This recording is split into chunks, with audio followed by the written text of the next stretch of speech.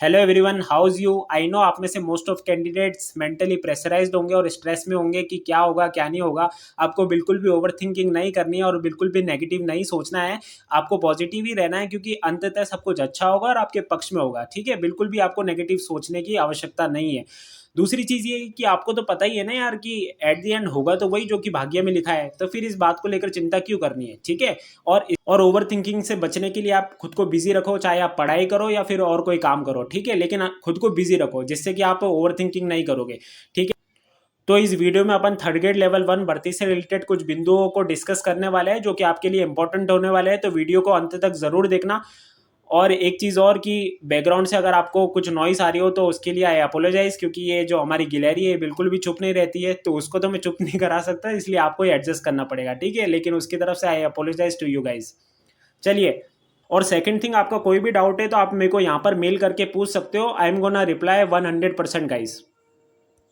तो चलिए अब डिस्कस करते हैं अपने पॉइंट्स को। अब इससे पहले कि मैं आपको पहला पॉइंट डिस्कस करूं कि थर्ड ग्रेड लेवल 1 भर्ती प्रक्रिया जो है वो याचिका के अधीन रहेगी, इससे पहले आपको जानना जरूरी है कि जो आपका थर्ड ग्रेड लेवल 1 का ऑफलाइन डीवी है उसका स्केड्यूल जारी कर दिया गया है। चलिए चलिए सबसे पहले मैं आपको उसका नोटिफिकेशन दिखाता हूँ।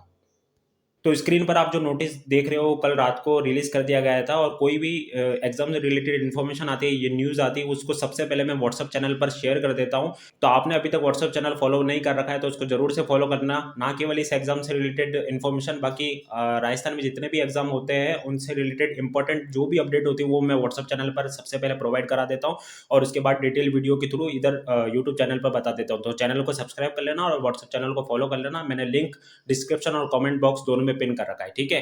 तो आप इसका विषय देख सकते हो कि जो प्राथमिक विद्यालय यानी लेवल 1 की भर्ती है जो सामान्य और संस्कृत शिक्षा विभाग की है, लेवल प्रथम 1 से 5वीं तक सीधी भर्ती जो हुई है अभी हाल ही में संपन्न, उसके दस्तावेज सत्यापन यानी डीवी से रिलेटेड के विषय में ये नोटिस जारी कर दिया गया था।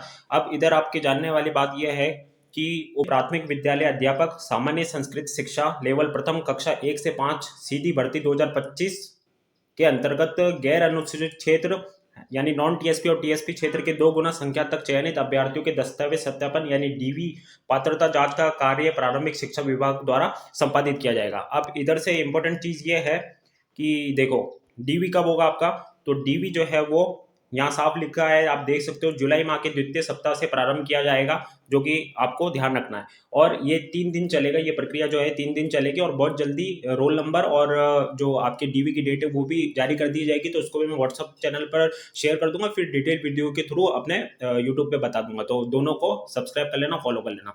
ठीक है। उसके बाद आपको जानना ये जरूरी है कि जो आपका डीवी है, आप इधर देख सकते हो, जो डीवी है वो आपके गृह जिले में होगा यानी होम डिस्ट्रिक्ट में होगा, लेकिन जो राजस्थान के अतिरिक्त बाहर राज्य के अभ्यर्थी का जो दस्तावेज सत्यापन है यानी डीवी है वो जयपुर मुख्यालय पे होगा। ठीक है, आपके नॉर्मली जो डीवी है वो आपके होम डिस्ट्रिक्ट में हो जाएगा, लेकिन जो राजस्थान के बाहर के अभ्यर्थी है उनका डीवी जो है वो जयपुर में होगा। ठीक है, तो ये चीज इंपॉर्टेंट थी, आपको इसको ध्यान में रखना है और अपने सारे डॉक्यूमेंट्स को प्रिपेयर कर लेना है। अब जैसी चेकलिस्ट जारी की जाएगी यानी कौन कौन से डॉक्यूमेंट लेके जाने हैं, किस फॉर्म में जमाना है, कितनी कॉपी बनानी है और किन किन को सेल्फ अटेस्टेड करना है, वो सारी चीजें मैं आपको जैसी डेट वगैरह और रोल नंबर आ जाएंगे और उसके चेकलिस्ट जारी कर दी जाएगी तो मैं वीडियो के थ्रू आपको बता दूंगा। ठीक है, तो चलिए अब मूव ऑन करते हैं अपने डिस्कशन पर। ठीक है, तो देख लिया आपने सबसे पहले डीवी स्केड्यूल। अब बात करते हैं अपने थर्ड ग्रेड लेवल 1 भर्ती प्रक्रिया याचिका के अधीन रहेगी, इसका क्या मतलब है। तो आपने 2-3 दिन पहले कोर्ट की सुनवाई में ये न्यूज सुनी होगी कि जो रीट लेवल 1 की भर्ती प्रक्रिया है वो याचिका के अधीन रहेगी। अब इसका क्या मतलब है कि याचिका के अधीन रहेगी, चलो मैं आपको डिटेल बताता हूँ कि याचिका के अधीन रहने का क्या मतलब है। आप स्क्रीन पर देख सकते हो कि जब कोर्ट किसी भर्ती या इसके परिणाम को याचिका के अधीन यानी subject to the outcome of writ petition रखने का आदेश देता है, तो इसका सीधा और सरल मतलब ये होता है कि अभी भर्ती प्रक्रिया पूरी तरह से फाइनल या सुरक्षित नहीं है। ठीक है, याचिका के अधीन का मतलब ये है कि कोर्ट का जो भी ऑर्डर आएगा ना, तो वो आप सभी कैंडिडेट्स को मानना पड़ेगा, वो भर्ती प्रक्रिया जो है वो पूरी तरह से फाइनल या सुरक्षित नहीं है, इसका सीधा से मतलब ये है।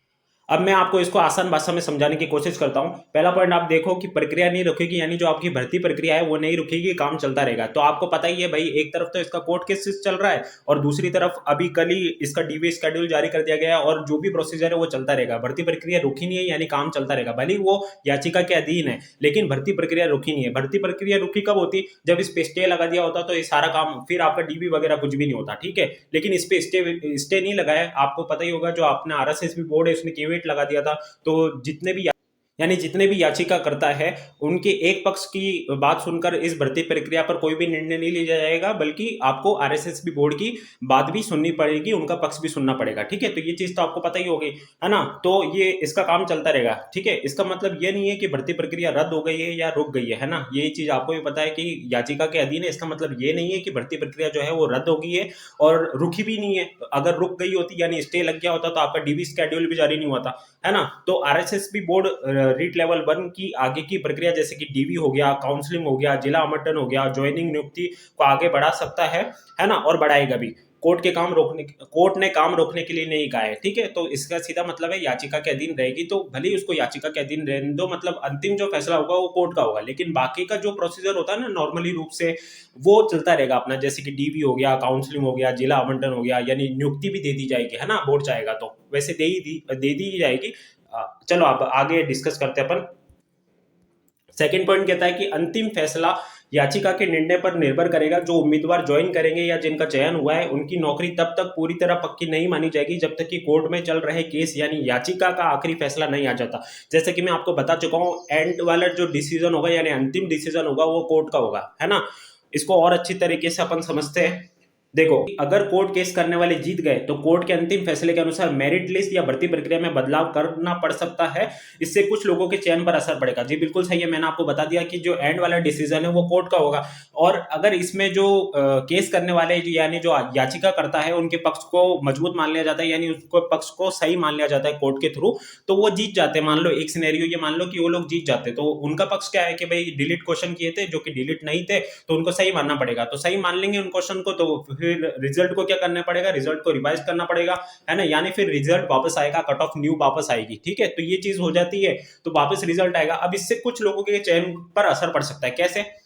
मान लो कुछ कैंडिडेट जो है जिनके जो कट ऑफ गई है अभी उसमें 15-20 नंबर प्लस है, तो इनको तो बिल्कुल टेंशन लेने की जरूरत नहीं है। ये तो बिल्कुल अपना काम करते रहेंगे। अगर ज्वाइनिंग वगैरह हो जाती है ना तो ये तो अपना काम करते रहेंगे, रिवाइज रिजल्ट भी आएगा, तो इतने नंबर तो बढ़ेंगे नहीं कि कट ऑफ में बहुत ज्यादा अंतर देखने को मिले ताकि ये लोग बाहर हो जाए। तो ये लोग तो अपना काम सुचारू रूप से करते रहेंगे। ठीक है, अब बात करते हैं जो बॉर्डर लाइन वाले कैंडिडेट्स हैं जिनका कुछ नंबर से सिलेक्शन हो गया है और वो फिर उनको भी ज्वाइनिंग मिल जाती है और वो है ना अपना काम करते रहते हैं। ठीक है, तो जब रिवाइज रिजल्ट आएगा तो मान लो कट ऑफ बढ़ गई इनके नंबर से जो है कट ऑफ प्लस में चलेगी, यानी कट ऑफ बढ़ गई, तो ये लोग बाहर हो जाएंगे। ठीक है, ये लोग बाहर हो जाएंगे।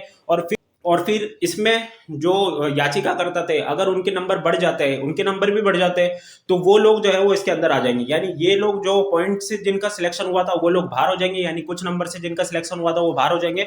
और फिर जो याचिका करता थे उनमें से जिनका नंबर बढ़ जाएंगे कट ऑफ से, वो लोग अंदर आ जाएंगे। ठीक है, और बहुत रेयर चांस है इसका ऐसा होने का।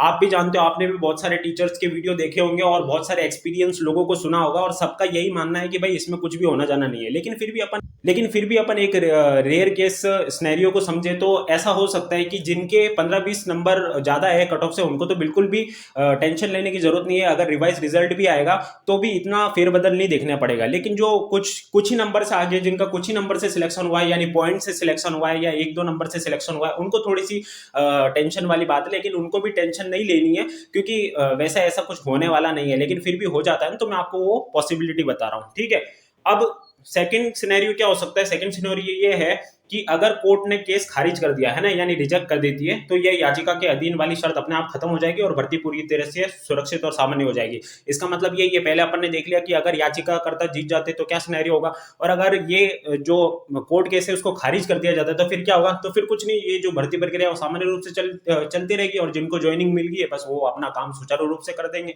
तो उम्मीद करता हूँ आप इस पूरी चीज को समझ गए होंगे एग्जाम्पल के थ्रू और अच्छे से आपको समझ में आ गया होगा। ठीक है, अब डिस्कस करते हैं अपना नेक्स्ट पॉइंट। और मैंने बता दिया, आपका कोई भी डाउट हो, कुछ भी आपको चिंता परेशानी कुछ भी हो भर्ती प्रक्रिया से रिलेटेड, तो आप मेरे को इधर मेल कर सकते हो। ठीक है, बात करते हैं क्या डीवी होगा। यदि होगा तो डीवी स्केड्यूल कब आएगा, तो मैं आपको बता चुका हूँ बिल्कुल डीवी होगा, क्योंकि इस भर्ती पे रोक नहीं लगी, स्टे नहीं लगा है।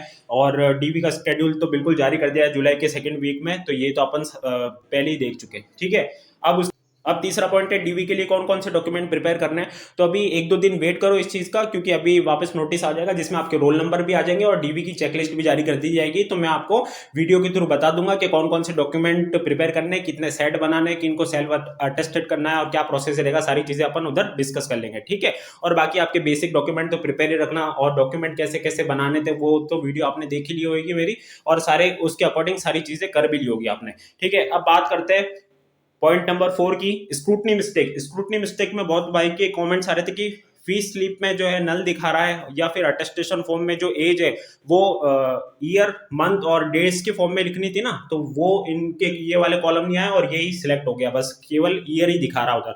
और फादर का जो प्रोफेशन लिखा था उन्होंने, वो प्रोफेशन, वो उनके फादर को ये प्राइवेट में काम करते हैं, प्राइवेट में काम करते हैं यानी उन्होंने लिखा होगा कुछ फार्मर लिखा होगा या कुछ भी लिखा होगा, तो उसकी जगह उसके सेकंड कॉलम में आ रहा है। मैं आपको दिखाता हूँ कैसे। जैसे ये जो आपका अटेस्टेशन फॉर्म था, किसी ने फादर का प्रोफेशन इधर भरा होगा क्योंकि आपके फादर जो है प्राइवेट में काम करते होंगे, लेकिन जब आपने इसका प्रिंट आउट निकाला तो वो इधर दिखा रहा है, ठीक है। बहुत सारे लोगों की ये ग्लिचेस आया है और बहुत सारे लोगों की ये प्रॉब्लम हुई है ना, और अलग अलग इसमें कई सारी प्रॉब्लम देखने को मिली है, कॉमेंट के थ्रू मेरे को पता चला। तो भाई इसमें कोई भी डरने वाली या घबराने वाली बात नहीं है। ये क्या है, ये एक टेक्निकल इशू है, इसमें आपकी कोई भी गलती नहीं है। और फीस स्लिप वगैरह नल दिखा रही हो तो उसमें भी आपको परेशान होने वाली बात नहीं है। आप एक काम करना, सेफ्टी के तौर पर आप एफिडेविट बनवा के और उसको साथ में डीवी डीवी के टाइम लेकर जाना, तो कोई भी दिक्कत परेशानी नहीं होगी, ठीक है। अब इसमें आपने तो कोई गलती नहीं करी है, ये तो सामने टेक्निकल इशू है, तो इसमें तो आप कुछ कर नहीं सकते हो, है ना। तो एक काम करना, आप सेफ्टी के तौर पर एक एफिडेविट बनवा लेना और इसमें जितनी भी गलती हुई ना आपकी, तो उसको उस एफिडेविट में मेंशन कर देना और फिर डीवी के टाइम उसको लेके जाना, ठीक है। समझ गए? समझ गए? स्क्रूटनी फॉर्म में आपकी जितनी भी मिस्टेक हुई है, आप उसके लिए सेफ्टी के तौर पर एक एफिडेविट बनवा लेना और सारी गलतियों को उसमें मेंशन कर देना और फिर इसको डीवी के टाइम उसमें प्रस्तुत कर देना, है ना। अब नेक्स्ट पॉइंट की बात करते हैं कि एफिडेविट कितने बनाने। तो भाई देखो, दो एफिडेविट तो कंपलसरी बनाने। एक तो आप दहेज वाला बनाओगे जो कि आपने बनवा लिया होगा, और एक आपने बनवाया होगा फोर्थ सर्टिफिकेट वाला कि आपके जो जितने भी डॉक्यूमेंट है वो जाली नहीं है, एकदम लीगल डॉक्यूमेंट है ना, ठीक है। तो ये दो तो अपन को कंपलसरी बनाने थे। उसके बाद मैंने बता दिया स्क्रूटनी फॉर्म में जो भी मिस्टेक हुई है उसके लिए एक बन जाएगा। और उसके बाद अगर आपके किसी भी डॉक्यूमेंट में कोई गलती है, जैसे कि नाम की मिस्टेक होगी या फिर किसी नंबर की मिस्टेक होगी, तो उसके लिए एक आप एफिडेविट बनवा लेना। तो इसका ऐसा कोई फिक्स नंबर नहीं है, करीब 3-4 बन जाएंगे अपने अकॉर्डिंग, जैसे आपकी गलती है या कुछ है। तो दो तो कंपलसरी बनाना है और उसके बाद जितनी भी आपकी जो गलती वगैरह है उसके लिए बन जाएगा, तो 3-4 बन जाएंगे ये, ठीक है। उसके बाद जिन लोगों ने स्क्रूटनी फॉर्म नहीं भरा तो वो क्या करेंगे, तो स्क्रूटनी फॉर्म जिन लोगों ने नहीं भरा उनको ऑफलाइन स्क्रूटनी फॉर्म भर के लेके जाना है, और फिर वो उधर उसमें 100 रुपए का पोस्टल ऑर्डर भी लगता है, तो वो सारा प्रोसेस होगा। तो वो ऑफलाइन वाले अपने हिसाब से पता कर लेना। मेरे को इतना पता है कि जितने भी लोग स्क्रूटनी फॉर्म नहीं भरते तो फिर उनको ऑफलाइन तौर से स्क्रूटनी फॉर्म जमा करा देना पड़ता है, ठीक है। तो ये थे सारे डाउट्स जो कि आपके अब क्लियर हो चुके होंगे। और चैनल को जरूर से सब्सक्राइब कर लेना और व्हाट्सएप चैनल को भी ज्वाइन कर लेना, और सारी इन्फॉर्मेशन न्यूज़ वगैरह मैं इधर ही देता हूँ। और जैसे ही अपना डीवी के रोल नंबर वगैरह आ जाएंगे और चेकलिस्ट जारी कर दी जाएगी, तो मैं आपको डॉक्यूमेंट्स वगैरह ये सारी चीज़ें भी बता दूंगा। तो मिलते हैं नेक्स्ट वीडियो में नए टॉपिक के साथ, तब तक के लिए बाय एंड टेक केयर।